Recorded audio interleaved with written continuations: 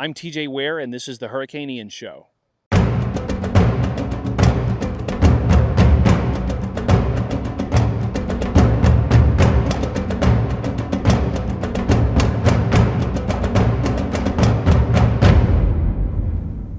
Joseph Kreiner is a former Marine and public insurance adjuster who has spent much of his time coordinating disaster relief and helping those without insurance.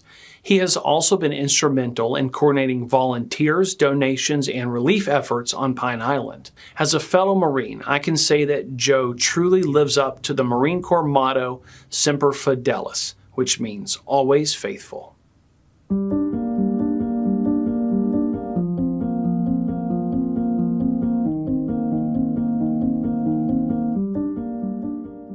Joe, what are the concerns of the people out here on Pine Island? Well, right now it's getting tear out done, getting help for those who didn't have flood insurance and didn't have the means necessary to try to figure out how to salvage as much as they can in their homes.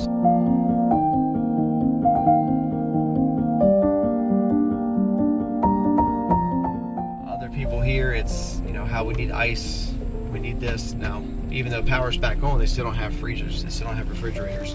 So ice is a big thing. And FEMA didn't make it down here until yesterday with a reefer truck full of ice. I'm sorry, the day before yesterday, on Friday.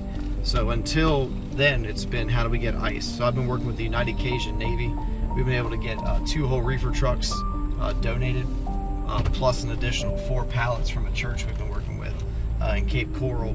Lots of great resources, pallets of bacon, food obviously is important, and everybody gets tired of eating cheese sandwiches from the Red Cross. No offense, there's a time, there's a need for it, but a full stomach and a quality meal can help you through a whole lot.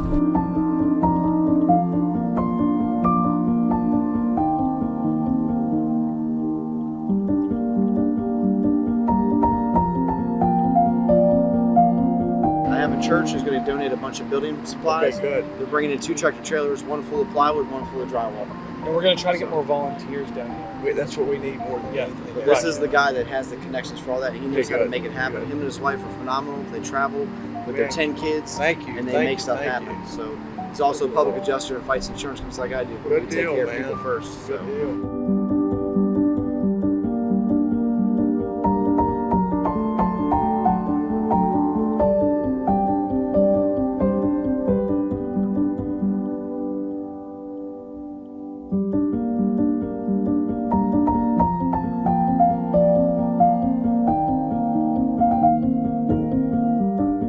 My name's J.R. Willard, and I just deploy into the hurricanes. I deploy into any natural disaster in the United States. If I can make it there, if I have the funds to get there, I do. That's what I do. I do what God allows me to do. I ain't gonna do no more and no less. We go into the surge, into where the flood is, where it needs to be, where people need to be rescued or just helped. Anything that God allows us to do, we'll do it. What day did you arrive here? 2 days before the hurricane, I was in Tampa scouting out the area, and then the eye of the storm moved down here from Tampa, so we moved down here during the storm. And did you guys find anybody that needed assistance? Yes, sir. We found quite a few.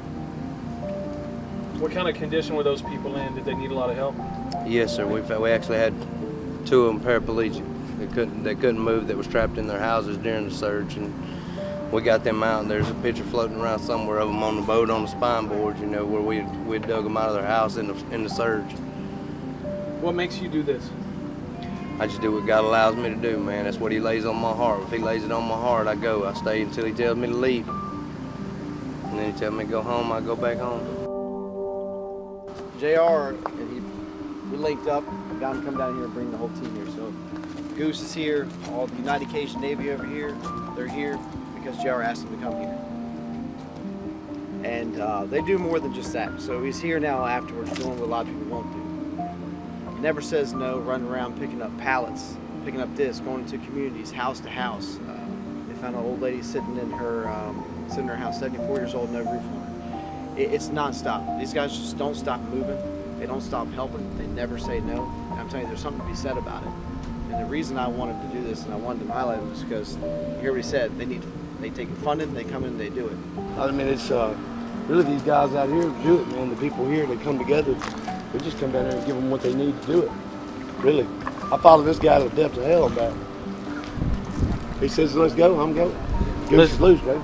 I think you guys are heroes, and we appreciate y'all. All right. Thank y'all, man. Thank y'all. See you around. Last night we took about 15 or 18 dinners out and we can't leave. And today we're going to go over. So they are a godsend. They are really helping. Okay, so we'd like to thank you guys. Thank you. Okay. All right. Take care now. You and I both have a connection. We're both combat Marines. Tell me, how do you see the response amongst veterans here, especially with the American Legion and the veteran community? As far as the Semper Fi goes, it's been a huge connection. It's a, you know, it's an icebreaker. It's a barrier breaker. They understand who you are immediately, because anybody who's a part of it, like I said, a Marine, a veteran, knows what Semper Fi means, and they know that you're there to help. They know that, hey, we have a resource that we can grab a hold of here, and they're going to be here to help us. So it was like instant, like, hey, glad you're here. Here's what we need. Can you help us? And we did. We got the resources here. Like I said, Cow Spoon was a great resource in not getting the food for them to cook. They definitely, the veterans have stepped up. It's almost like you show them a way, you show them there's a road to fight for people, and they've all jumped on board.